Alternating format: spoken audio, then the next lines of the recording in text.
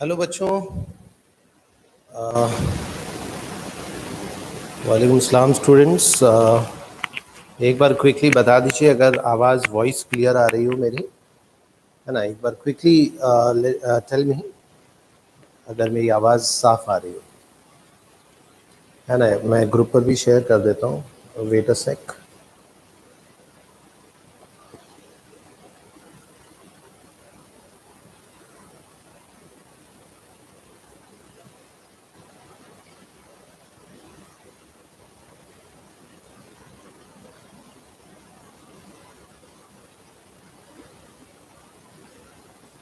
हाँ बच्चों, तो कहाँ तक लास्ट टर्न पर अपना डिस्कशन हो गया था बच्चों। हम लोग बात स्टार्ट किए थे about the process of nutrition in human beings. और ह्यूमन बीइंग्स में न्यूट्रिशन बेसिकली 5 स्टेप्स में लिया जाता है। और ये जो 5 स्टेप्स हैं ह्यूमन बीइंग्स में जिससे न्यूट्रिशन लिया जाता है, वो क्या क्या है बच्चों? Ingestion, digestion, absorption, assimilation, egestion. उसमें से बच्चों 2 मेन स्टेप्स के बारे में हम लोगों को डिस्कशन करना था, एक डाइजेशन के बारे में और दूसरा एब्जॉर्प्शन के बारे में। डाइजेशन के बारे में हमने बच्चों बात स्टार्ट किया था कि एक ऐसा प्रोसेस है जिसमें कॉम्प्लेक्स फूड मटेरियल्स, जिसमें बड़े बड़े फूड पार्टिकल्स तोड़े जाते हैं या ब्रेक किए जाते हैं सिंपल एब्जॉर्बेबल सब्सटेंसेस में बच्चों, है ना। और ये बात भी याद मैंने आपको बताया था, कॉम्प्लेक्स फूड मटेरियल्स क्या हैं, जैसे बड़े बड़े मॉलिक्यूल्स कार्बोहाइड्रेट के, जैसे प्रोटीन, जैसे फैट्स, है ना, या lipids. These are large molecules, these are large complex molecules. जब डाइजेशन होता है तो इन सब का ब्रेकडाउन होता है इनटू सिंपल एब्जॉर्बेबल सब्सटेंसेस में।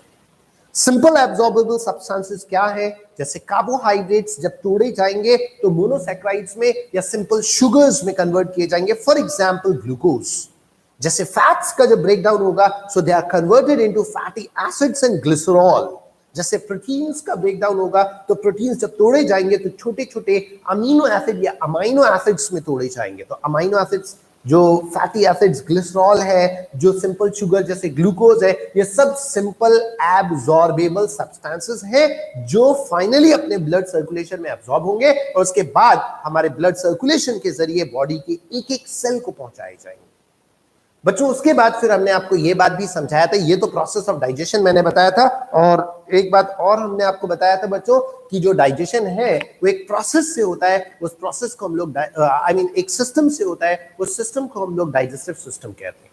डाइजेस्टिव सिस्टम में 2 मेन कंपोनेंट्स है, the alimentary canal and the digestive glands. जो एलिमेंट्री कैनाल है बच्चों, that is the passage right from the mouth up to the anus. Mouth, buccal cavity, buccal cavity मतलब मुंह के अंदर का जो स्पेस है, उसके बाद फेरिंग्स, उसके बाद ईसोफेगस, उसके बाद स्टमक, उसके बाद small intestine, large intestine, rectum and finally anus. ये पूरा जो रास्ता है, पूरा जो पैसेज है, इसी को हम लोग एलिमेंट्री कैनाल कहते हैं। और साथ में इसके एसोसिएटेड है कुछ ग्लैंड्स जो डाइजेशन में मदद कर रहे हैं, उन्हें डाइजेस्टिव ग्लैंड्स कह देते हैं बच्चों। हम लोगों ने लास्ट टर्न पर माउथ से डिस्कशन स्टार्ट किया था। We started our discussion about the alimentary canal from the mouth. और माउथ में हमने टंग के बारे में सारी बातें डिस्कस कर ली थी। आज हम लोग टीथ के बारे में बात करने जा रहे हैं, तो केयरफुली इस पर भी ध्यान दीजिएगा। We are going to talk about the teeth बच्चों। सबसे पहली बात तो मैं आपको यह बता दूं कि ह्यूमन बीइंग्स में 2 सेट टीथ के डेवलप होते हैं, है ना। ह्यूमन बीइंग्स में टीथ के 2 सेट्स डेवलप होते हैं। बचपन में 20 दांत निकलते हैं जो मिल्क टीथ कहलाते हैं, और बड़े होने के बाद वो मिल्क टीथ सब गिर जाते हैं और वो रिप्लेस हो जाते हैं परमानेंट टीथ से। So in human beings there are 2 sets of teeth. Milk teeth कितने हैं बच्चों? मिल्क टीथ कितने हैं बच्चों? They are 20 in number. और परमानेंट टीथ कितने हैं बच्चों?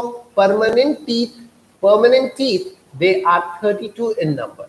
दे आर 32 इन नंबर बच्चों। अब यहां से एक बहुत इंपॉर्टेंट सवाल बनता है कि कितने ऐसे दांत हैं जो जिंदगी में बस एक बार निकलते हैं। तो यहां से एक बहुत इंपॉर्टेंट क्वेश्चन बनता है बच्चों, आप सब लोग जानते भी हैं। देखिए 20 दांत ऐसे हैं जो जिंदगी में 2 बार निकलने, 12 दांत ऐसे हैं जो जिंदगी में बस 1 बार निकलने। कैसे? बचपन में कितने निकले बच्चों? 20 दांत, और वो सारे 20 गिरे और उनके जगह पर बाद में एडल्टहुड में परमानेंट टीथ कितने निकले? 32। तो 32 में से 20 तो बचपन वालों के जगह पर निकले, कितने एक्स्ट्रा निकले? 12। वो 12 जिंदगी में बस एक बार निकलते हैं। तो 20 दांत हमारे लाइफ में 2 बार निकलते हैं और 12 दांत हमारे जिंदगी में एक बार निकलते हैं। तो ये बात हमें याद रखना है बच्चे। ये एक बहुत इंपॉर्टेंट क्वेश्चन यहां से बन गया।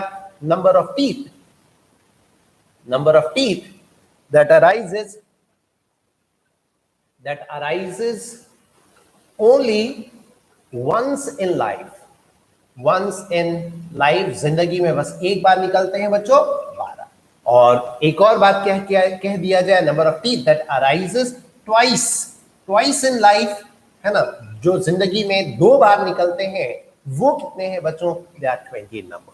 So ये बात याद रखिएगा, number of teeth that arises once in life that 12 and number of teeth that arises twice in life that 20। अच्छा, यहीं पर एक बात और मैं आपको बता दूं बच्चों, ह्यूमन बीइंग्स में 4 अलग अलग टाइप्स के टीथ पाए जाते हैं। There are 4 different types of teeth, 4 अलग अलग टाइप्स के टीथ होते हैं बच्चों। जैसे इंसिजर्स, जो चिपटे दांत सामने हैं वो इंसिजर्स हैं, जो कॉर्नर्स पर है बच्चों वो कैनाइन्स हैं, फिर उसके बाद प्रीमोलर्स है एंड लास्ट में मोलर्स है बच्चों। तो ये 4 टाइप्स के टीथ हैं बच्चों। देयर आर 4 डिफरेंट टाइप्स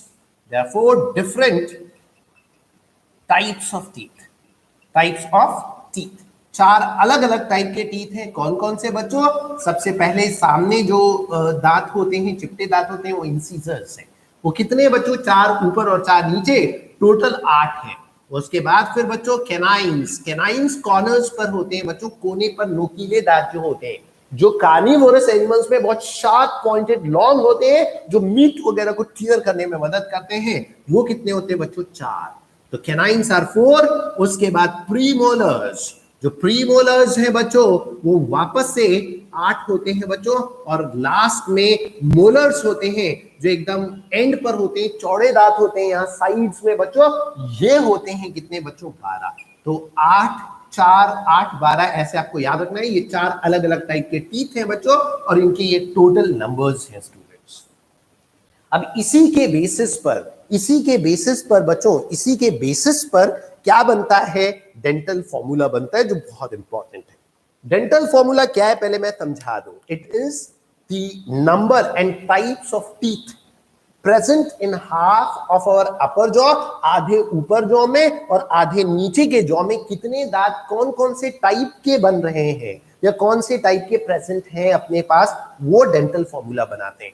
जैसे मैं एक एग्जांपल आपको बताता हूं। अगर आधे, देखिए बच्चों, अपनी पूरी बॉडी सिमेट्रिकल है, एक्सटर्नली बाहर से सिमेट्रिकल, तो अगर बीच से एक लाइन खींचे तो दोनों तरफ सिमेट्री है, दोनों तरफ टाइप से नंबर ऑफ टीथ सेम है। तो क्यों डबल टाइम्स हम लोग डिस्कशन करें? हम लोग आधे पार्ट को हाइड कर लेते हैं, बस आधे पार्ट में डिस्कस करें। तो सामने चिपटे दांत हैं, 2 ऊपर इंसिजर, 2 नीचे इंसिजर, फिर एक ऊपर कैनाइन, एक नीचे कैनाइन, फिर 2 ऊपर प्रीमोलर, 2 नीचे प्रीमोलर, लास्ट में 3 मोलर ऊपर और 3 मोलर नीचे। तो 2, 1, 2, 3 अपॉन 2, 1, 2 एंड 3। तो ये बच्चों अपने एडल्ट इंडिविजुअल्स का डेंटल फॉर्मूला है। 2, 1, 2, 3 अपॉन 2, 1, 2, 3। जो ऊपर, जो न्यूमरेटर है बच्चों, वो अपर जॉ को रिप्रेजेंट कर रहा है, जो अपने ऊपर वाले जॉ में टीथ है उनको रिप्रेजेंट कर रहा है, और जो डिनोमिनेटर है वो लोअर जॉ के टीथ को रिप्रेजेंट कर रहा है बच्चों। तो याद रखिएगा, एडल्ट का डेंटल फॉर्मूला, एडल्ट का जो डेंटल फॉर्मूला है वो 2, 1, 2, 3 अपॉन 2, 1, 2, 3 है बच्चों। ये 2 ऊपर इंसिजर, ये 2 नीचे इंसिजर, ये एक ऊपर कैनाइन यहाँ पर, एक यहाँ कैनाइन, फिर 2 प्रीमोलर यहाँ पर बच्चों और 2 प्रीमोलर यहाँ पर, फिर 3 मोलर ऊपर यहाँ लास्ट में और 3 मोलर नीचे। तो 3/3 ये हो गया। तो ये बच्चों एडल्ट का डेंटल फॉर्मूला है स्टूडेंट्स। और ऐसे ही अगर हम लोग चाइल्ड का डेंटल फॉर्मूला डिस्कस करें, चाइल्ड का डेंटल फॉर्मूला, तो याद रखना है बच्चों, चाइल्ड का जो डेंटल फॉर्मूला है वो 2102 अपॉन 2102। यहां से एक बहुत बढ़िया सवाल बनता है कि बताइए बच्चों में कौन सा दांत या कौन से टाइप का टीथ एब्सेंट होता है, साफ नजर आ रहा है, किस जगह पर 0 है? प्रीमोलर वाले के जगह पर 0 है, मतलब बच्चों के अंदर प्रीमोलर नहीं पाया जाता है। मिल्क टीथ में कौन सा टाइप का टीथ एब्सेंट है? Premolar. Your answer should be premolar. बहुत बढ़िया सवाल बन गया बच्चों आपके सामने ही, बिल्कुल, कि एडल्ट में यहाँ डेंटल फॉर्मूला में 2/2 जहां पर है, वहां पर बच्चे में, चाइल्ड के डेंटल फॉर्मूला में 0 है। मतलब बच्चों के अंदर प्रीमोलर नहीं पाए जाते हैं, है ना, एडल्ट में प्रीमोलर्स पाए जाते हैं। एक और डिफरेंस आप देख रहे हैं बच्चों, एडल्ट में 3/3 है मोलर और चाइल्ड में 2/2 है। मतलब बच्चों में एक आखिरी वाला जो मोलर है वो भी नहीं पाया जाता है, वो भी एक कम है, एक मोलर कम है। मतलब एक आखिरी वाला दांत बच्चों में, चाइल्ड में एब्सेंट है। बच्चों ये बात सभी को समझ में आ गई है ना। हमने दो बातें यहां पर बहुत इंपॉर्टेंट बताया, एक मिल्क टीथ और एक परमानेंट टीथ। उसके बाद हमने बताया types of teeth, incisors, canines, premolars, molars. Adult का डेंटल फॉर्मूला क्या है, चाइल्ड का डेंटल फॉर्मूला क्या है। इसमें किसी को कोई डाउट हो तो क्विकली पूछ लीजिए बच्चों। प्रीमोलर्स से क्या होता है, प्रीमोलर्स और मोलर्स दोनों को च्यू करने के लिए हम लोग यूज करते हैं, खाने को च्यू करने के लिए। यस, विजडम टीथ तो बच्चों ये तो एडल्ट में भी लगभग कहा जाता है 18 साल के ऊपर वाले से लेकर के 18 साल से लेकर के 24 साल के एज में विजडम टीथ निकलता है। जो आखिरी वाला मोलर है ना, ये थर्ड वाला, ये जो 3 लिखा हुआ है, ये बच्चों 18 से लेकर के 24 साल के एज में निकलता है ये। तो अगर 17 साल के बच्चे का डेंटल फॉर्मूला मुझसे पूछेंगे तो ये 3 के जगह पर 2/2 में लिख दूंगा, अगर 17 साल के बच्चे का पूछेंगे, क्योंकि 17 साल तक विजडम टीथ ये आखिरी वाला मोलर नहीं निकला हुआ होता है, 18 साल से लेकर के 24 साल की उम्र में निकलता है। ठीक है बच्चों, नो डाउट, ठीक है, understood, all right, okay students, चलिए और आगे बढ़ते हैं। अगर आपको ये सारी बातें बिल्कुल क्लियर हो गई, साफ हो गई, तो अब एक बात और बहुत बढ़िया सुन लीजिए बच्चों।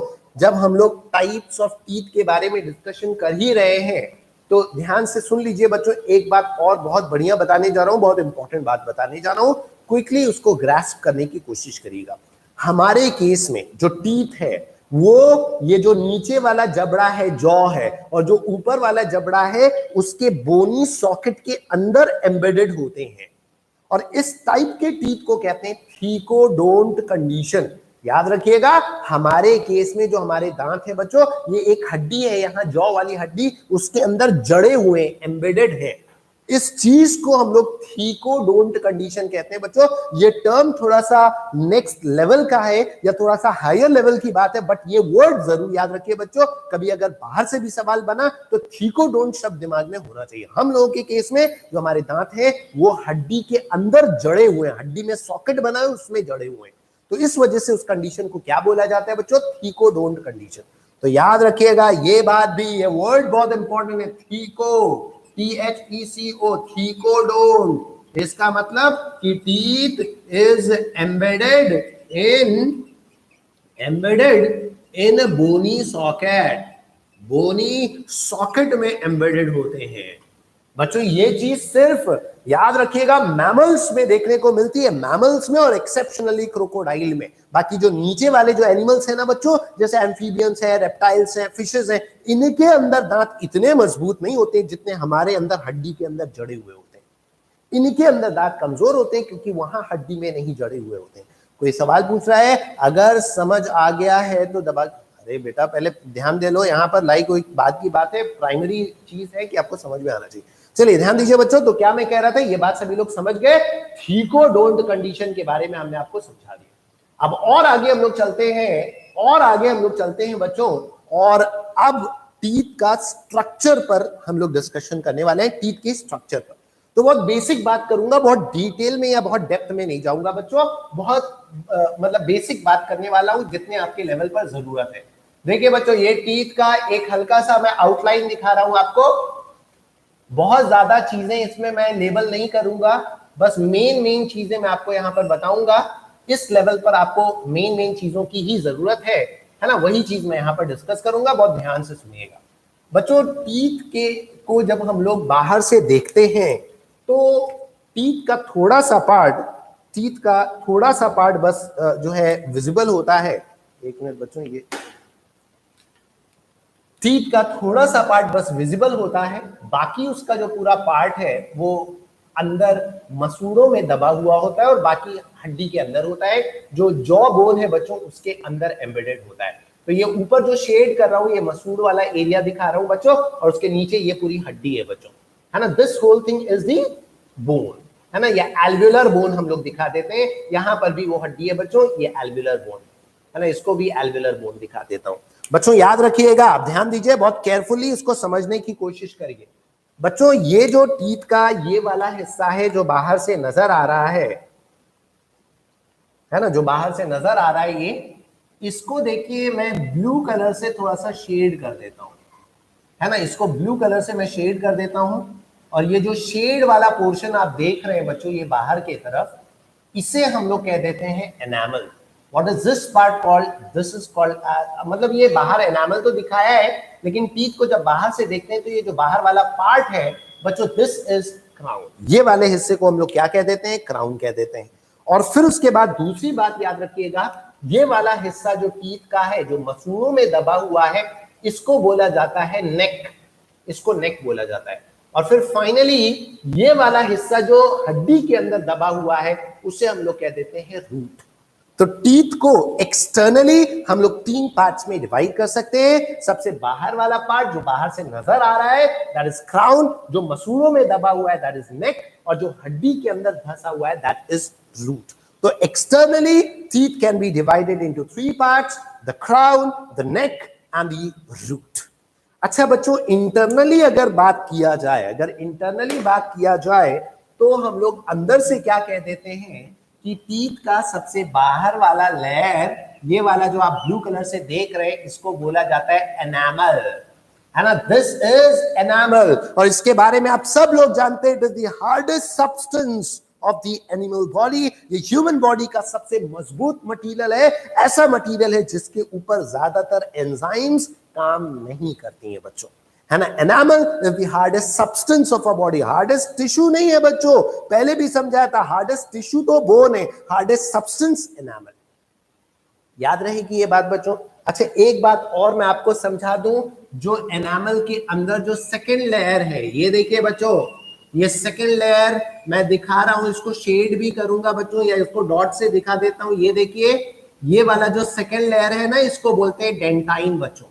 इसको क्या बोला जाता है? This is called as dentine. ये डेंटाइन बाहर की तरफ भी है और अंदर की तरफ भी है। ये देखिए बच्चों, दिस इज दी डेंटाइन। और डेंटाइन के बाद और अंदर अगर हम लोग बात करें, ये जो कैविटी है, ये जो अंदर बेसिकली स्पेस है, इस स्पेस को हम लोग बच्चों पल्प कैविटी कह देते हैं। तो इन दोनों चीजों को मैं लेबल कर देता हूं, what is this? This is the dentine. और डेंटाइन के और अंदर यहां पर इसे कहते हैं पल्प कैविटी, या सिंपली पल्प कह देते हैं, या पल्प कैविटी मैं कह देता हूं बच्चों, पल्प कैविटी। और पल्प कैविटी में बच्चों ब्लड वेसल्स वगैरह पाए जाते हैं, ब्लड वेसल्स और नर्व्स पाए जाते हैं। तो बच्चों उसको भी मैं लेबल कर देता हूं, 1 मिनट रुकिएगा जरा, है ना। इसको क्या बोला जाता है बच्चों? इसको मैं ब्लड वेसल्स को रेड कलर से दिखा देता हूं। ये देखिए बच्चों, ये ब्लड वेसल्स हैं, ये पल्प कैविटी के अंदर पूरी बच्चों फैली हुई हैं। ये देखिएगा इस तरीके से, ये ब्लड वेसल्स हैं, these are the blood vessels. ये ब्लड वेसल्स हैं। और ब्लू कलर से बच्चों मैं नर्व्स भी दिखा देता हूं, नर्व्स भी इसी वाले लेयर में प्रेजेंट होती है, नर्व्स एंड ब्लड वेसल्स। सो इसको मैं यहां पर लेबल कर देता हूं बच्चों, क्या? Blood vessels and nerves, blood vessels and nerves. बच्चों अब यहां तक आपने क्या सीखा, एक बार सारे बातों को एक साथ रिकलेक्ट कर लेते हैं। बहुत ध्यान से सुनिएगा बच्चों। हमारा टीथ एक्सटर्नली 3 पार्ट्स में डिवाइडेड है, the crown, the neck and the root. Internally बात किया जाए तो जो क्राउन वाला हिस्सा है, उसके बाहर हार्डेस्ट सब्सटेंस की कवरिंग है, that is called as the enamel. Enamel के जस्ट नीचे अगर बात किया जाए तो एक सेकेंड लेयर है जिसे बोलते हैं dentine. Enamel is a non living layer, but dentine is a living layer. Dentine living है बच्चों, dentine is a living layer, but enamel is a dead layer. Hardest substance of the human body, of the animal body. और dentine के अंदर और आएंगे तो एक cavity है, that is called as the pulp cavity. इसी कैविटी में ब्लड वेसल्स और नर्व्स प्रेजेंट होते हैं बच्चों। अब बता दीजिए बच्चों, यहां तक में किसी को कोई डाउट है students? Any doubt to anyone students? किसी को कोई डाउट हो तो क्विकली पूछ लीजिए, नहीं तो हम लोग और डिस्कशन को आगे बढ़ाते हैं। Anyone is having any doubt students? Quickly reply करिए, फटाफट रिस्पॉन्ड करिए, आगे बढ़ते हैं हम लोग। ठीक है, किसी को कोई डाउट नहीं है बच्चों, तो हम लोग और आगे डिस्कशन को ले चलते हैं। हमने समझा दिया about the structure of the teeth, है ना, क्राउन के बारे में, नेक के बारे में, रूट के बारे में, इंटरनल स्ट्रक्चर में enamel, dentine and the pulp cavity. Pulp cavity में ब्लड वेसल्स और नर्व्स का कनेक्शन होता है। ठीक है बच्चों, एनामल डेड होने की वजह से हार्डेस्ट है। ये बात कह सकते हैं आप कि जो मटेरियल्स डेड हो जाते हैं दे प्रोवाइड हार्डनेस और रिजिडिटी। कौन से कैविटी? अच्छा, जो कैविटी हो जाती है टीथ में, तो एक्चुअल में क्या होता है कि यहाँ से जहाँ जो पल्प कैविटी है, यहाँ से एक्चुअल में ब्लड वेसल्स एंटर करते हैं ना, तो यहीं से बैक्टीरिया वगैरह का ग्रोथ हो जाता है और वहीं से सड़न और प्लेक, बैक्टीरियल प्लेक्स डेवलप होने लगते हैं, तो वहीं से एक्चुअल में एंटर होते हैं, है ना। सीमेंटम बच्चों ये अंदर वाला लेयर है, जैसे बाहर ये जो एनामल है वैसे ही जो रूट वाला एरिया है टीथ का, यहाँ पर एनामल तो नहीं है अंदर की तरफ, यहाँ पर उसकी जगह पर सीमेंटम। ठीक है बच्चों, सभी को क्लियर हो गई बातें? अब और आगे बढ़े।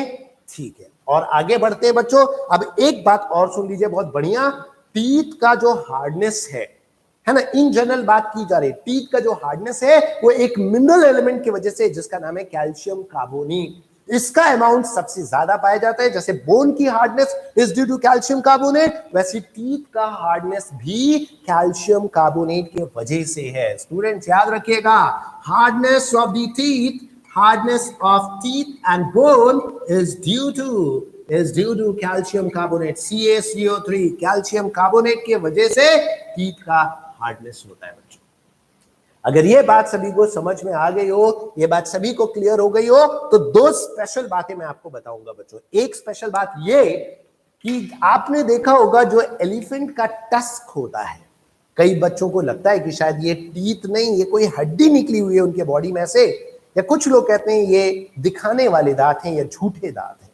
बच्चों मैं बता दूं आपको, the tusk of elephant is a modified upper incisor. जो टस्क है एलिफेंट के, वो मॉडिफाइड अपर इंसीजर है, ऊपर के सामने वाले दांत हैं जो मॉडिफाई होकर के टस्क में कन्वर्ट होते हैं बच्चों।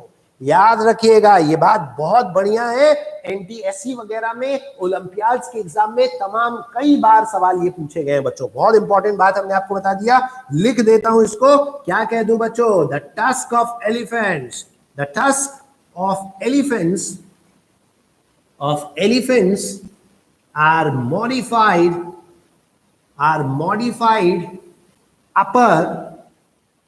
upper incisors, modified upper incisors। एक और बहुत बढ़िया बात बताता हूं बच्चों, जो बर्ड्स हैं, क्या मुझे कोई बता सकता है बच्चों, चिड़ियों में, बर्ड्स में कितने दांत पाए जाते हैं? How many teeth are present in birds? I want the answer quickly in the chat box.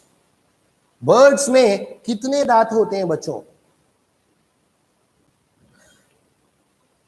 I want more answers quickly बच्चों, जल्दी जल्दी बताइए ताकि हम लोग आगे बढ़े। बर्ड्स में कितने दांत होते हैं बच्चों? How many teeths? Yes, very good student. सबको याद रखना है कि बर्ड्स में बीक पाई जाती है, टीथ नहीं होते हैं, टीथ नहीं होते हैं। अब कुछ बच्चों के मन में डाउट आ रहा होगा, सर वो इतने हार्ड दाने वगैरह चुनती हैं बर्ड्स वगैरह, टीथ है नहीं, तो उसको चबाती कैसे होंगी, उनको क्रश कैसे करती होंगी? एक्चुअली स्टूडेंट्स, उनके पास, उनके एलिमेंट्री कैनाल में एक बहुत बढ़िया स्ट्रक्चर होता है, गिजर्ड, है ना। स्टोनी से स्ट्रक्चर्स पाए जाते हैं गिजर्ड में, वो क्रश करते हैं, वो पीसते हैं उन दानों को, तो उनके पास टीथ एब्सेंट है। ये भी बहुत बढ़िया बात है बच्चों, याद रखिएगा कि इन बर्ड्स के अंदर, बर्ड्स में teeth is absent in birds. I hope बच्चों ये बात सभी को, टीथ के बारे में लगभग सारी बातें हमने डिस्कस कर ली है। तो माउथ में हमने टंग के बारे में बात कर लिया, हमने टीथ के बारे में बात कर लिया।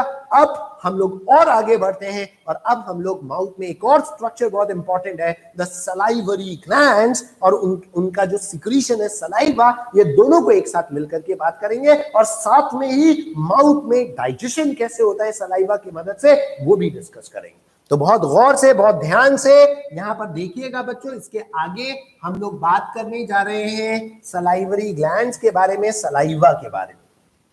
तो ये बात यहीं पर मैं आपको क्लैरिफाई कर दूं बच्चों कि ह्यूमन बींग्स में 3 जोड़े सलाइवरी ग्लैंड्स के होते हैं। कोई क्वेश्चन पूछ रहा है इतना लंबे क्यों होते हैं एलिफेंट के इंसिजर्स? बच्चों that is simply an example of advertising defence. Advertising defence का मतलब कि वो एडवर्टाइज कर रहे हैं, है ना, जंगल में सबको दिखा रहे हैं कि हमारे पास एक बहुत एक्स्ट्रा हार्ड स्ट्रक्चर है, हमारे करीब नहीं आना, नहीं तो हम उससे अटैक कर सकते हैं। So that is an example of advertising defence. वो एडवर्टाइज कर रहे हैं कि हमारे पास एक डिफेंसिव स्ट्रक्चर है, ऑल्दो उसके अलावा उसका कोई खास रोल नहीं है बच्चों। That's an example of advertising defense. ठीक है बच्चों, अब हम लोग आगे बढ़ते हैं। क्या हम लोग बात करने जा रहे थे? सलाइवरी ग्लैंड्स के बारे में।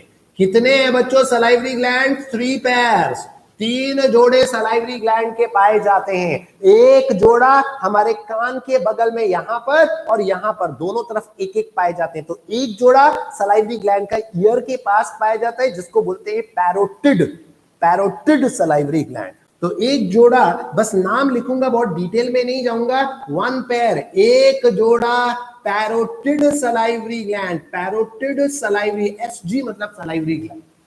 जो दूसरा है बच्चों, ये हमारे जॉ के अपर जॉ, ये ऊपर वाला जबड़ा है और नीचे वाला जबड़ा है, दोनों का जो जंक्शन है, सब मैंडिबुलर या सब मैक्सिलरी सलाइवरी ग्लैंड कहते हैं, यहां पर पाया जाता है बच्चों। सब मैंडिबुलर या सब मैक्सिलरी सलाइवरी ग्लैंड। तो एक जोड़ा, एक पेयर, 1 पेयर, सब मैंडिबुलर या सब मैक्सिलरी कह देता हूं, सब मैक्सिलरी, एसजी मतलब शॉर्ट में सलाइवरी ग्लैंड लिख दिया। और तीसरा जबान के नीचे प्रेजेंट होता है बच्चों, एक जोड़ा, 1 पेयर ऑफ सबलिंगुअल, सबलिंगुअल मतलब जबान के नीचे पाया जाता है, सबलिंगुअल सलाइवरी ग्लैंड। बच्चों क्या ये बात सभी को क्लियर है? हमारे पास 3 जोड़े सलाइवरी ग्लैंड्स के हैं। एक जोड़ा कान के बगल में है, जिसे क्या कहा जाता है? Parotid salivary gland. एक जोड़ा है जो अपर और लोअर जॉ के जंक्शन पर है, सब मैक्सिलरी सलाइवरी ग्लैंड। और एक जोड़ा जबान के नीचे है। तभी याद करिए बच्चों, हमें कई बार खाना खाते वक्त महसूस होता है कि कहीं जबान के नीचे से सलाइवा निकल रहा है, और यहां से भी महसूस होता है कि ऊपर से कहीं से सलाइवा आ रहा है, तो पैरोटिड सलाइवरी ग्लैंड से आ रहा होता है बच्चों। आई होप बच्चों ये बात सभी को समझ में आ गई। तो डिस्कशन और आगे बढ़ाते हैं, और अब यहां पर मैं आपको सलाइवा के बारे में बताता हूं। सलाइवरी ग्लैंड क्या सिक्रीट करता है बच्चों? सलाइवा। और एक दिन में बच्चों, एक दिन में 1 से 1.5 लीटर सलाइवा का सिक्रीशन होता है स्टूडेंट्स। आप इमेजिन कर सकते हैं, आप सोच सकते हैं, एक दिन में 1 से 1.5 लीटर सलाइवा निकलता है। 1 लीटर से लेकर के 1.5 लीटर सलाइवा एक दिन में हम प्रोड्यूस करते हैं स्टूडेंट्स। और उसमें से मैक्सिमम, उसमें से बच्चों मैक्सिमम क्या होता है? उसके अंदर मैक्सिमम वाटर होता है। सो ये बात याद रखिएगा कि about 1 to 1.5 liters of saliva are secreted per day, out of which maximum is water and mucus. पूरा मैक्सिमम उसमें वाटर और म्यूकस, लगभग 99% बच्चों, 99% सलाइवा में वाटर है। और इसी वजह से बचपन में स्कूल वगैरह में छोटे बच्चे कई बार सलाइवा को वाटर के तौर पर यूज भी करते हैं। जैसे बहुत कॉमन से जो छोटे बच्चे होते हैं उनको उतना सेंस नहीं होता है, बट जब वो उनका यूनिफॉर्म वगैरह चेक होता है स्कूल में, तो कहीं गंदा वगैरह हो गया तो सलाइवा निकाल करके उसको साफ कर लेते हैं, है ना। या कहीं शूज वगैरह गंदे हो गए हैं तो सलाइवा रख करके वो पूरा जो है पेपर वगैरह, वो छोटे बच्चे उतना ज्यादा समझदार नहीं होते, but sometimes they use it as water because they may be knowing that saliva has 99.5%, मतलब 99% से ज्यादा जो है उसमें वाटर है पूरा बच्चों, है ना। कुछ लोग भले ही नो कहें, लेकिन वो लोग शायद करते होंगे, अभी एक्सेप्ट नहीं करें वो अलग बात है। एनीवेज, अब सलाइवा में क्या क्या चीजें हमने बताई, अभी बस एक चीज बताया है, 99% से भी ज्यादा वाटर है एंड म्यूकस है। म्यूकस मतलब बच्चों जो खाने को स्टिकी बनाए, ताकि खाने एक दूसरे के साथ चिपक जाए बच्चों। खाने आपने देखा होगा ना बच्चों, खाना आपस में बेसिकली स्टिकी क्यों होता है? कई बार खाना गिर जाता है मुंह से, तो आपने देखा होगा थोड़ा थोड़ा चिपचिपा सा होता है, स्टिकी स्टिकी सा होता है। म्यूकस बच्चों वो खाने को एक जगह पर कलेक्ट करके रखने में मदद करते हैं बच्चों। तो याद रखिएगा बच्चों कि ये जो 99% वाटर और म्यूकस है, ये खाने को सॉफ्ट बनाते हैं और स्टिकी बना देते हैं। इसमें बच्चों आयंस पाए जाते हैं, आयंस जैसे सोडियम आयन, जैसे पोटेशियम आयन, जैसे HCO3- बाइकार्बोनेट आयन। जैसे Cl माइनस आयन एक्सेट्रा, ये सब आयंस पाए जाते हैं बच्चों सलाइवा में। बहुत ज्यादा ये इंपॉर्टेंट नहीं है, आयंस याद रखना, सारे रखना, बट याद रखिएगा sodium, potassium, bicarbonate, Cl minus etcetera, ये आयंस पाए जाते हैं। एंड सबसे इंपॉर्टेंट बात बच्चों, सलाइवा में एक बहुत इंपॉर्टेंट एंटी बैक्टीरियल एंजाइम पाई जाती है, एंटी बैक्टीरियल एंजाइम जिसका नाम है लाइसोजाइम। स्टूडेंट्स सब लोगों को याद आ गया होगा lysozyme. This is an antibacterial enzyme जो बैक्टीरिया के खिलाफ काम करती है, ताकि बच्चों, ताकि हम लोग जब खाना पीना खाएं उसमें और जर्म्स वगैरह हो तो क्या होगा बच्चों, ये एंटीबैक्टीरियल एंजाइम लाइसोजाइम क्या करेगी, उन सारे जर्म्स को किल कर देगी बच्चों। ठीक है बच्चों, अब ध्यान दीजिए, अब आगे बढ़ते हैं। अब सभी लोग यहां ध्यान दें, पीछे की बातें अब भूलें।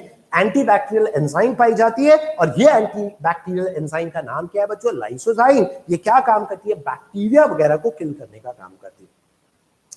ठीक है बच्चों, at what is the pH level of mouth, लगभग 6.8 के करीब होता है बच्चों, स्लाइटली एसिडिक पीएच होता है। एंड रेस्ट इट डिपेंड्स, मतलब अगर आप रात भर बगैर ब्रश किए हुए कुछ हैवी खाना खा करके सोए तो सुबह में इतने बैक्टीरिया वगैरह सब ग्रो करके एसिडिक सिक्रीशन कर देंगे, तो उस वक्त और एसिडिक हो जाएगा। So that depends. ठीक है बच्चों, अब यहां ध्यान दीजिए। अब बच्चों now pay attention over here, हम लोग क्या डिस्कस करें, एंटीबैक्टीरियल एंजाइम होती है। और अब एक और बात मैं आपको इमेजिन करवाने बोल रहा हूं बच्चों, ध्यान से सुनिएगा और सोचिएगा। याद करिए, जब आपने किसी डॉग या कैट को देखा होगा, उनको जब चोट लगता है, उनके लिए तो कोई एंटीसेप्टिक क्रीम नहीं है, कोई उनको एंटीबायोटिक नहीं खिला रहा है, फिर भी सही हो जाते हैं।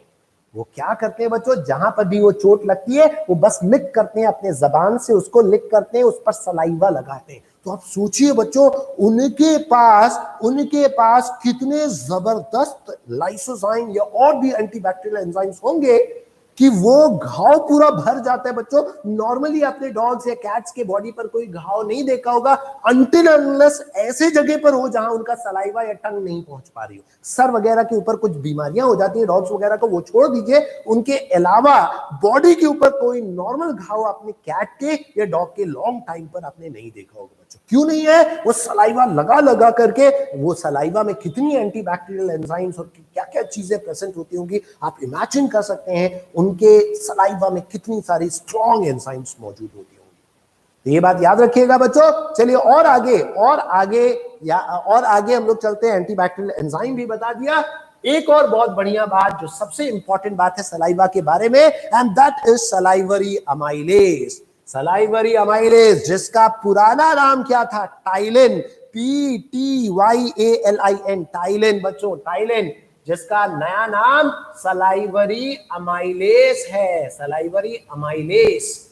तो इसका पुराना नाम क्या था बच्चों, टाइलिन, PTYALIN, टाइलिन, ये इसका पुराना नाम था, नया नाम सलाइवरी अमाइलेज। और ये एंजाइम बच्चों, ये एंजाइम खाने में जो भी कार्बोहाइड्रेट या स्टार्च होता है उसको डाइजेस्ट करने का काम करती है। तो हम लोग क्या दिखा दे, स्टार्च, या चलिए स्टार्च ही मैं कह देता हूं इसको। ये एंजाइम सलाइवरी अमाइलेज, या इसका पुराना नाम टाइलिन था, ये एंजाइम इस स्टार्च को कन्वर्ट करती है किसमें बच्चों, माल्टोस में। क्या सारा स्टार्च माउथ में कन्वर्ट हो जाता है? No students, only 30%। At an average 30% starch mouth में डाइजेस्ट होकर के माल्टोस में कन्वर्ट होता है। और जिस पीएच पर ये कन्वर्जन होता है, दिस पीएच इज नॉर्मल 6.8 का पीएच। इसको लिख देता हूं बच्चों, पीएच ऑफ 6.8 के पीएच पर ये कन्वर्जन होता है। और ये याद रखे बच्चों, जितने देर तक खाना हमारे माउथ में रहेगा उतना ज्यादा स्टार्च माल्टोस में कन्वर्ट होगा, उतना ज्यादा स्टार्च माल्टोस में कन्वर्ट होगा। माल्टोस क्या है बच्चों, एक डाइसैकराइड है, वो एक सिंपलर और छोटा मॉलिक्यूल है। स्टार्च एक बड़ा सा चेन है, ग्लूकोज से बना हुआ है। उसको तोड़ देंगे तो दो के टुकड़े निकल आएंगे। तो जो दो के टुकड़े हैं ना, उनको माल्टोस कहते हैं। और वो मीठा स्वीट शुगर है बच्चों। Starch is not sweet but maltose is a sweet sugar. याद करिए बच्चों, इसी वजह से कई बार ऐसी हैपनिंग अपने साथ होती है कि हम क्रिकेट मैच देख रहे हैं और उस क्रिकेट मैच का आखिरी ओवर चल रहा है और साथ में हम खाना भी खा रहे हैं और बहुत इंटरेस्टिंग मैच है। हम भूल गए कि माउथ में हमने खाना इंटेक किया, वो चबाते जा रहे हैं, बॉल पर बॉल देखते जा रहे हैं और धीरे धीरे बच्चों वो खाना हमें ज्यादा मीठा लगने लगता है, उसकी मिठास बढ़ने लगती है। बच्चों उसका लॉजिक क्या है जानते हैं? यही लॉजिक है बच्चों, maltose is a sweet sugar, और जितना ज्यादा माउथ में आप खाने को रखेंगे उतना ज्यादा starch will convert into maltose, जितना ज्यादा माल्टोस उतना ज्यादा मिठास आ जाएगी खाने में। बच्चों क्या ये बात सभी को समझ में आ गई? या बच्चों कई बार ऐसा भी होता है, जैसे मान लीजिए आप अपने घर पर है और दिन भर आपने बहुत शैतानियां की हैं और आपके मदर ने पूरा लिस्ट बना कर के रखा है आपकी शैतानियों की, कि अभी आपके पापा आएंगे तो सारी सारी सारी आपकी जो है शैतानियां सुनाएंगे।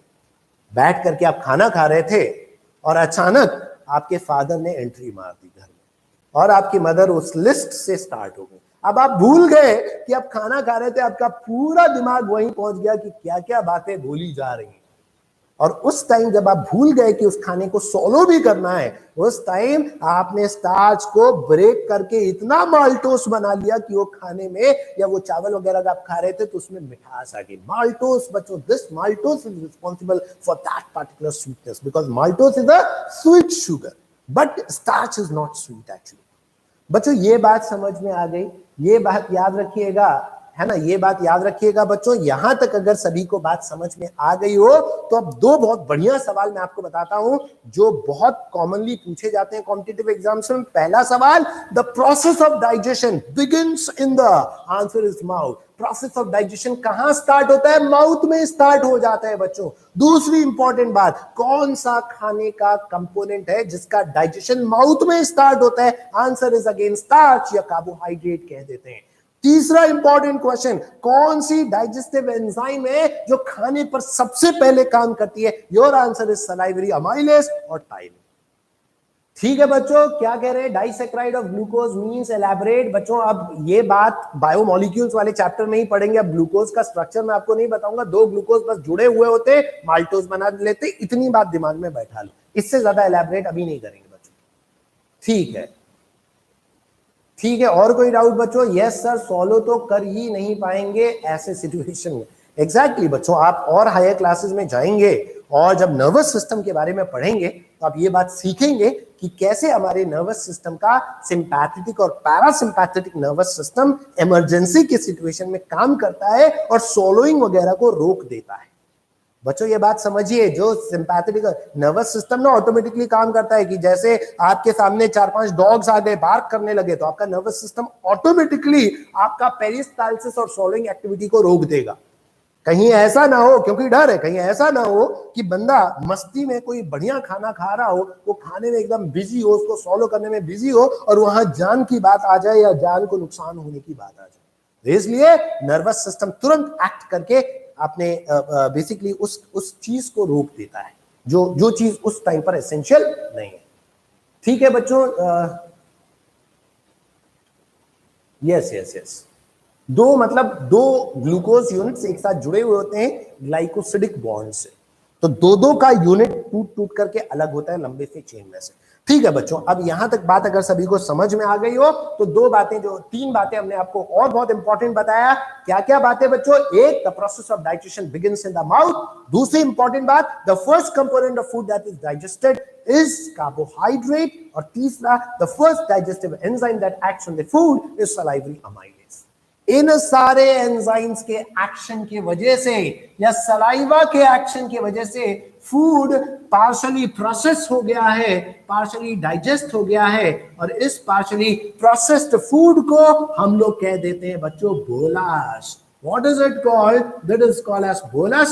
ये वो प्रोसेस्ड फूड है बच्चों जो सलाइवा के एक्शन से कन्वर्ट हुआ है और ये तैयार है, ये रेडी है बच्चों आगे बढ़ने के लिए, पेरिस्टाल्सिस होने के लिए, सोलो होने के लिए। So this bolus is then further being swallowed। ये सोलो किया जाता है बच्चों किसके एक्शन से?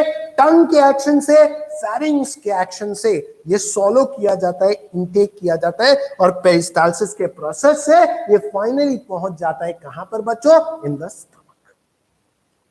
अब और आगे चलते हैं बच्चों, हमने माउथ के बारे में डिस्कशन कर लिया है, अब ईसोफेगस के बारे में अभी तक कोई डाउट हो तो पूछ लीजिए बच्चों।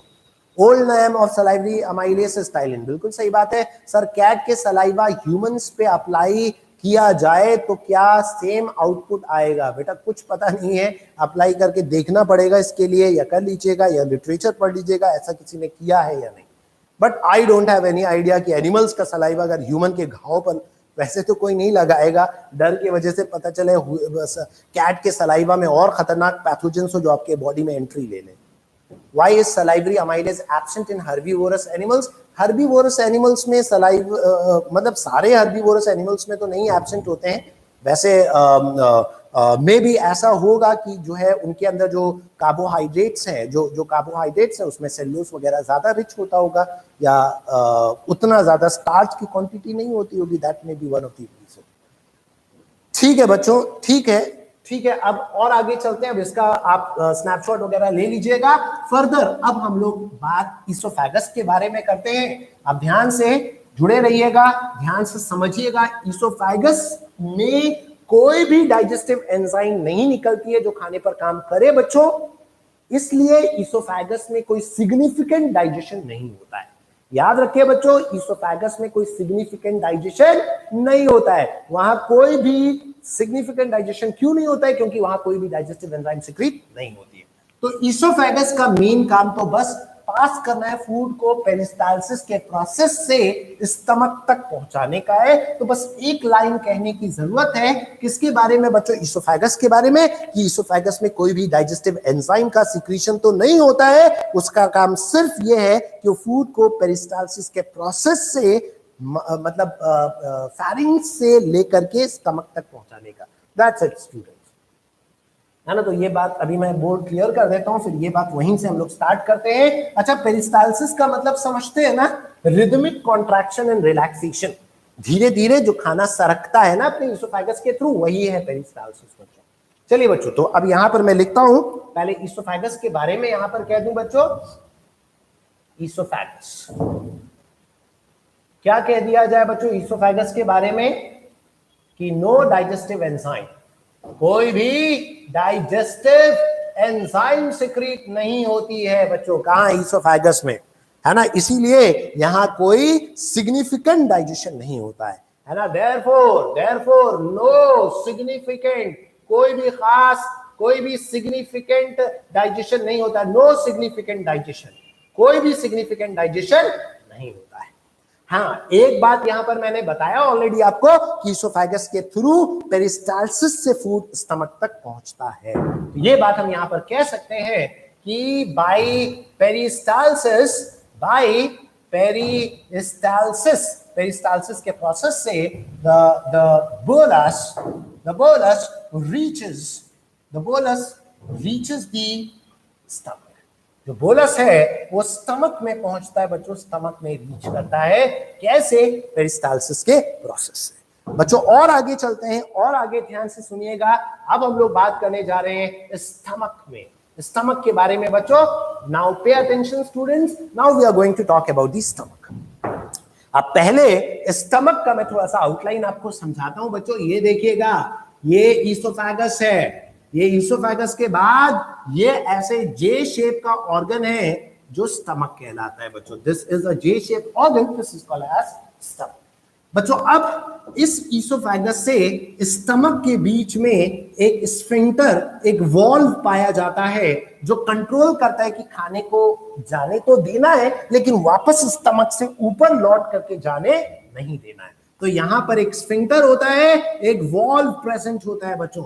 और इस स्फिंक्टर को हम लोग क्या कह देते हैं बच्चों? कार्डियल स्फिंक्टर कह देते हैं, या गैस्ट्रो ईसोफेजियल स्फिंक्टर कह देते हैं। याद रखिएगा बच्चों, कार्डियल स्फिंक्टर या गैस्ट्रो ईसोफेजियल स्फिंक्टर कह देते हैं। तो कॉमन वाला नाम लिखता हूं, गैस्ट्रो ईसोफेजियल स्फिंक्टर कह देते हैं, स्फिंक्टर या कार्डियल स्फिंक्टर कह देते हैं। अच्छा, उसके बाद ये वाला हिस्सा कौन सा है बच्चों? This is called as the cardiac. ये स्टमक का कार्डियक वाला हिस्सा है। कार्डियक क्यों कहते हैं? क्योंकि जैसे पेट अपना यहाँ पर है तो ये हार्ट के करीब है, इसलिए हम लोग जो है क्या कह देते हैं बच्चों? इसलिए हम लोग कह देते हैं ये कार्डियल मतलब रीजन है स्टमक का, है ना बच्चों। एक बात। दूसरी बात, ये वाला हिस्सा बच्चों कहलाता है फंडस। मतलब कोई पार्टीशन नहीं है, बस एरिया या ये रीजन को फंडस बोलते हैं। ये जो पार्ट है बच्चों, दिस इज द बॉडी, और the central part of the stomach, ये एंड वाला जो पोर्शन है बच्चों, इसको बोलते हैं पाइलोरस। पाइलोरस कहते हैं। तो स्टमक का कई आपको पार्ट मैंने बता दिया। ये वाला पार्ट जो हार्ट के करीब है, कार्डियक, ये वाला पार्ट फंडस, ये वाला पार्ट बॉडी, और ये जो एंड वाला पार्ट है that is called as pylorus. और पाइलोरस के बाद भी बच्चों एक स्फिंक्टर है यहाँ पर, और ये स्फिंक्टर भी खाने को आगे जाने के लिए कंट्रोल करता है, और इस स्फिंक्टर को क्या कह देते हैं बच्चों?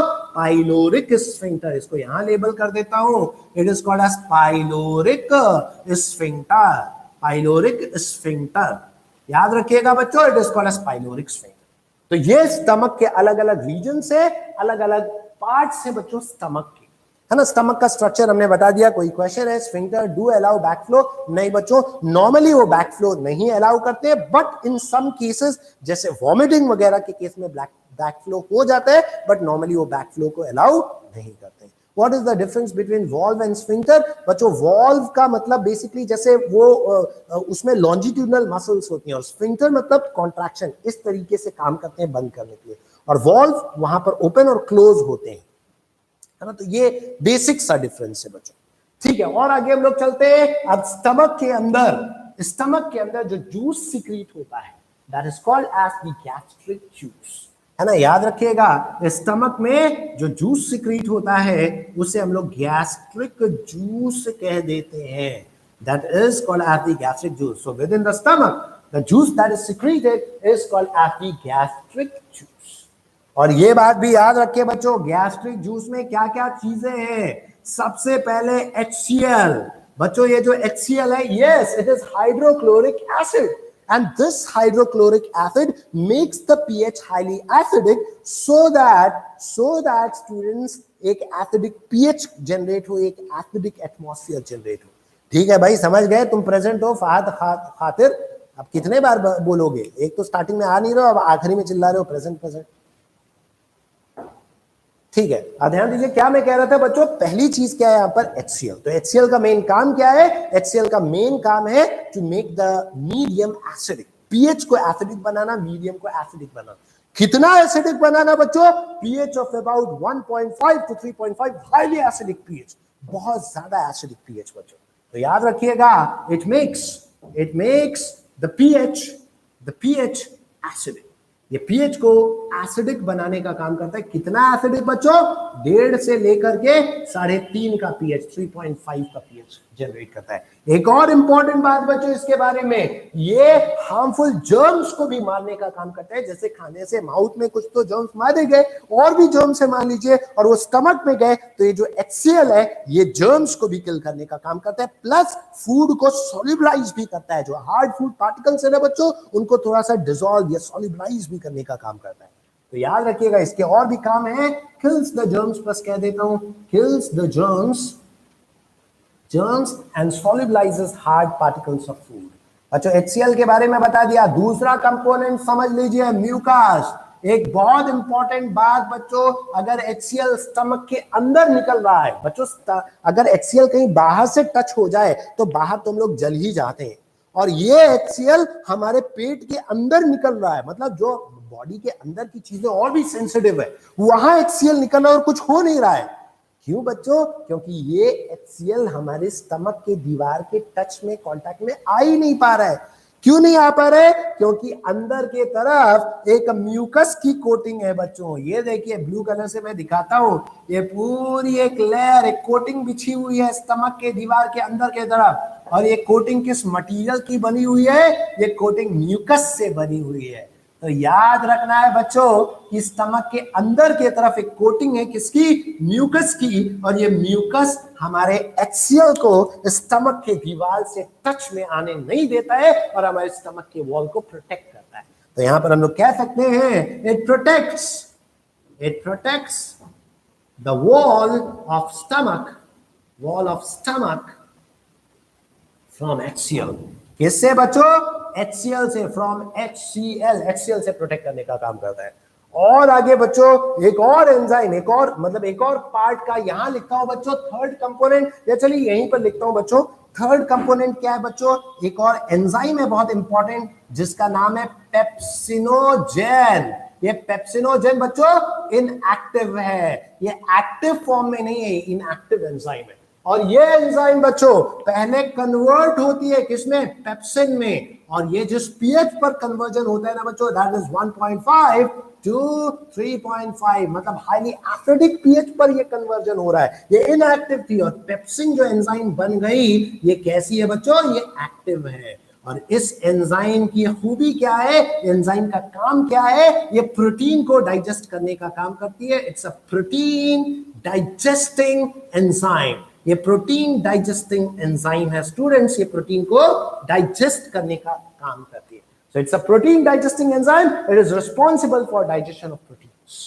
I hope ये बात सभी को समझ में आ गई। बहुत इंपॉर्टेंट बात है बच्चों, ये सवाल पूछा जाता है कि स्टमक में प्राइमरीली खाने का कौन सा कंपोनेंट डाइजेस्ट होता है? Answer is proteins. एक और सवाल पूछा जाता है स्टमक में कौन सी मेन एंजाइम है जो सिक्रीट हो रही है गैस्ट्रिक जूस में? Answer is pepsin.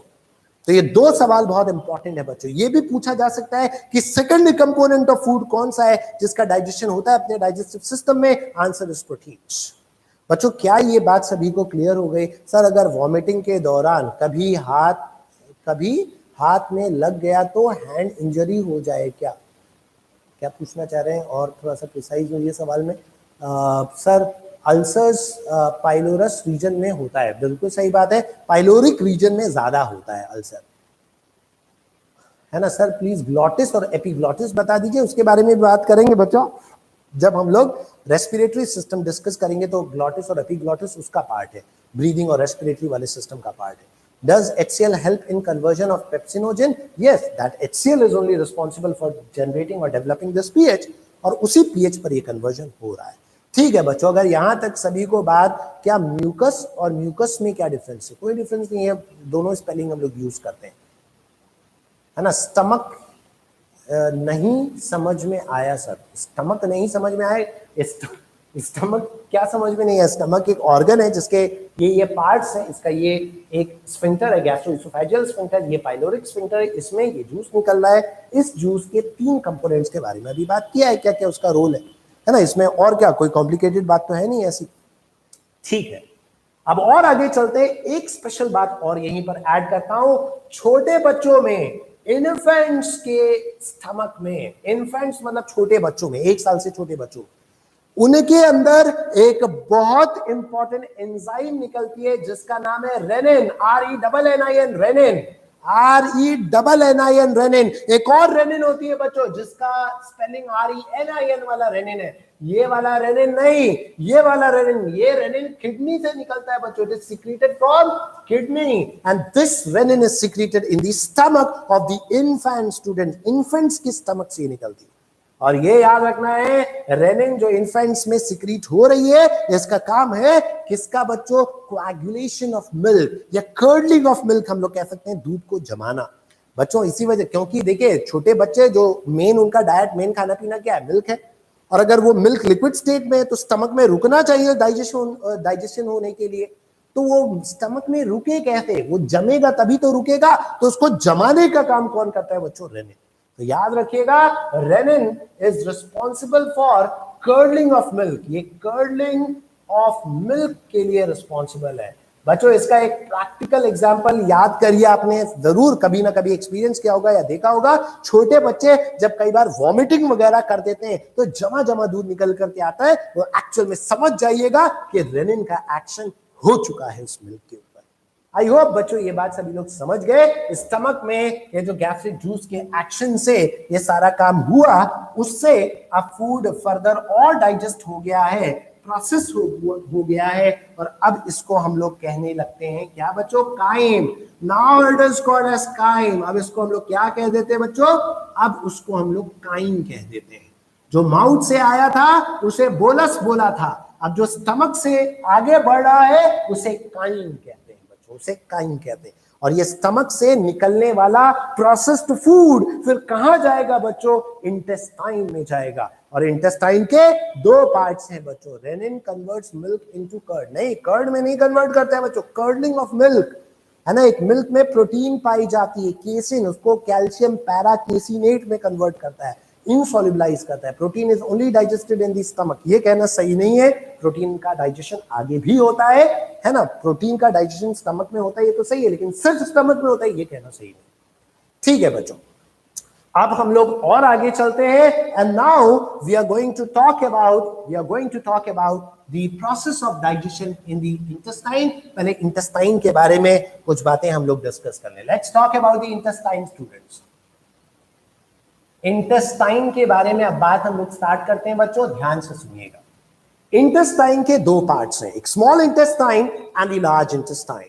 Small intestine is actually a very long structure, लगभग 6 मीटर लंबी है, उसके बाद भी उसे स्मॉल कह रहे हैं। It is the longest part of the alimentary canal, उसके बाद भी उसको स्मॉल कह रहे हैं। उसका रीजन है बच्चों, क्योंकि उसका डायमीटर कम है, तो डायमीटर के बेसिस पर उसको स्मॉल बोला जा रहा है। याद रखिएगा सभी लोग, इंटेस्टाइन का दो पार्ट, एक स्मॉल इंटेस्टाइन, स्मॉल इंटेस्टाइन की लेंथ बहुत ज्यादा है बच्चों, अबाउट 6 मीटर, और दूसरा क्या है, लार्ज इंटेस्टाइन। लार्ज इंटेस्टाइन का जो लेंथ है वो लगभग 1 मीटर है, 1.15 हम लोग कहते हैं, या इस रेंज में, या 1.25 चलिए कह देता हूं मीटर, इस रेंज में है लार्ज इंटेस्टाइन का लेंथ। ये छोटा है, उसके बाद भी उसको लार्ज क्यों बोला जा रहा है, बिकॉज लार्ज इंटेस्टाइन का diameter is greater, its diameter is greater, is more,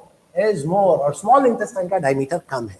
अच्छा, स्मॉल इंटेस्टाइन की जब बात आती है तो ये बात याद रखिएगा कि स्मॉल इंटेस्टाइन की जो लेंथ है वो हर्बीवोरस एनिमल्स में ज्यादा है as compare to carnivorous animals. ये बहुत बढ़िया बात है बच्चों।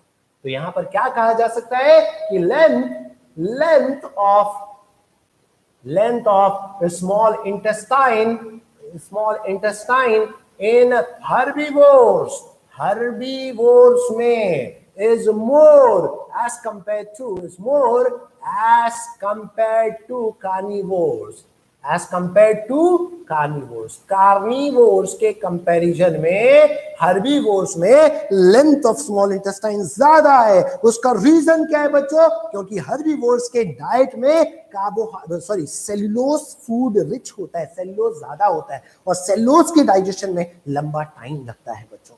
तो याद रखिएगा, इसीलिए हर्बीवोरस एनिमल्स का स्मॉल इंटेस्टाइन का जो लंबाई है वो ज्यादा होता है, क्योंकि उनके खाने में सेल्यूलोज बहुत ज्यादा होता है, और सेल्यूलोज को डाइजेस्ट करने के लिए ज्यादा लंबा टाइम लगता है, ज्यादा समय लगता है स्टूडेंट्स। अगर ये बात सभी को समझ में आ गई हो तो बता दीजिए एक बार क्विकली स्टूडेंट्स, फिर हम लोग स्मॉल इंटेस्टाइन में जो ग्लैंड्स जुड़े हुए हैं, एसोसिएटेड है, उनके बारे में हम बात करते हैं बच्चों। ठीक है बच्चों, अगर यहां तक बात सभी को समझ में आ गई तो अब हम लोग स्मॉल इंटेस्टाइन में जो ग्लैंड्स एसोसिएटेड है उनके बारे में बात करते हैं बच्चों। दो इंपॉर्टेंट ग्लैंड्स है। क्या the part of small intestine are duodenum, jejunum, ileum, बिल्कुल सही बात है। Most of the digestion takes place in the small intestine, बिल्कुल सही बात है।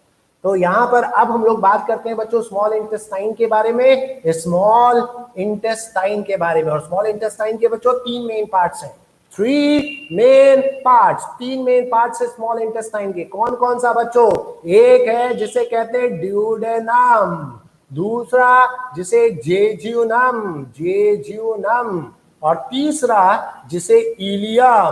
तो याद रखिएगा बच्चों, स्मॉल इंटेस्टाइन के 3 मेन पार्ट्स हैं, ड्यूडेनम, जेजुनम एंड इलियम। अभी ये उतना इंपॉर्टेंट नहीं है बच्चों, ये उतना इंपॉर्टेंट नहीं, उससे ज्यादा इंपॉर्टेंट है process of digestion in small intestine. तो पहले तो ये बात मैं समझा दूं, तो स्मॉल इंटेस्टाइन के साथ 2 बहुत इंपॉर्टेंट ग्लैंड्स एसोसिएटेड होते हैं, जुड़े होते हैं, एक तो लिवर और दूसरा पैनक्रियास। तो यहां पर मैं कह दूं glands associated with small intestine, small intestine, और स्मॉल इंटेस्टाइन में भी ड्यूडेनम से जुड़े होते हैं, विथ स्मॉल इंटेस्टाइन, या कह दूं बच्चों खास करके ड्यूडेनम वाला जो पार्ट है स्मॉल इंटेस्टाइन का, उससे ये ग्लैंड्स एसोसिएटेड होते हैं, जुड़े होते हैं। पहले ग्लैंड के बारे में बात करते हैं बच्चों, लिवर, LIVER, लिवर। इसके बारे में कई सारी बातें, लिवर के बारे में बहुत ध्यान से सुनिएगा।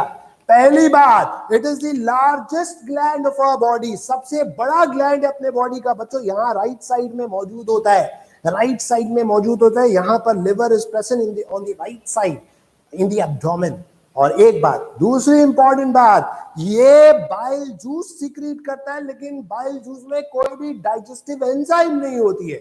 एक ऐसा डाइजेस्टिव जूस जिसमें कोई डाइजेस्टिव एंजाइम नहीं होती हो, answer is bile juice that is secreted by the liver. तो लिवर का क्या काम है बच्चों? लिवर का काम है बाइल जूस का सिक्रीशन करना, लेकिन बाइल जूस में कोई भी डाइजेस्टिव एंजाइम नहीं पाई जाती है। अब सवाल ये उठता है कि अगर डाइजेस्टिव एंजाइम नहीं है तो है क्या उसके अंदर? तो मैं आपको बताता हूं बच्चों, यहां पर पहले ये कह दिया जाए, लिवर सिक्रीट्स बाइल जूस। ये क्या सिक्रीट करने का काम करता है बच्चों? बाइल जूस सिक्रीट करता है। और एक इंपॉर्टेंट बात हमने क्या बताया कि बाइल जूस में कोई भी डाइजेस्टिव एंजाइम नहीं होती है। तो यहां साथ में कह दिया जाए, नो डाइजेस्टिव एंजाइम, कोई भी डाइजेस्टिव एंजाइम नहीं मौजूद होती है, नो डाइजेस्टिव एंजाइम। अब सवाल यह उठता है कि अगर डाइजेस्टिव एंजाइम नहीं है बच्चों, तो है क्या फिर बाइल जूस में? है क्या?